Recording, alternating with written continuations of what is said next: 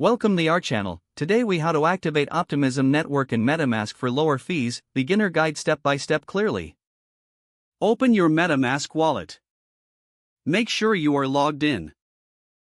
Click on the icon at the top right of the MetaMask interface to open the menu. Select Settings from the drop-down menu. In the Settings menu, click on Networks. Press that Add Network button at the top right. You will be directed to a new page to input network details. Enter the following information. For network name, type Optimism. In the new RPC URL field, enter https://mainnet.optimism.io. For chain ID, input 10. Next, for currency symbol, you will be redirected back to the networks page. Switch to the Optimism network by selecting it from the network drop-down list. Your MetaMask is now configured to use the Optimism network. You are all set to enjoy lower transaction fees on the Optimism network. If the page does not load, refresh the browser or try again in a private or incognito window. Make sure you are using the correct email address, then retype it carefully to avoid small typos. If your password is not accepted, use the reset option and create a new strong password you can remember.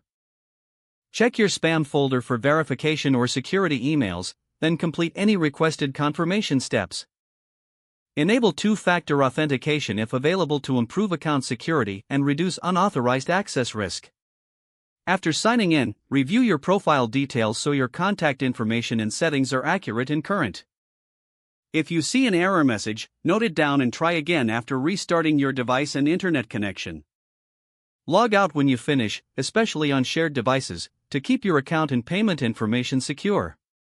If the page does not load, refresh the browser or try again in a private or incognito window. Make sure you are using the correct email address, then retype it carefully to avoid small typos. If your password is not accepted, use the reset option and create a new strong password you can remember. Check your spam folder for verification or security emails, then complete any requested confirmation step. Enable two-factor authentication if available to improve account security and reduce unauthorized access risk. After signing in, review your profile details so your contact information and settings are accurate and current. If you see an error message, note it down and try again after restarting your device and internet connection. Log out when you finish, especially on shared devices, to keep your account and payment information secure. If the page does not load, refresh the browser or try again in a private or incognito window.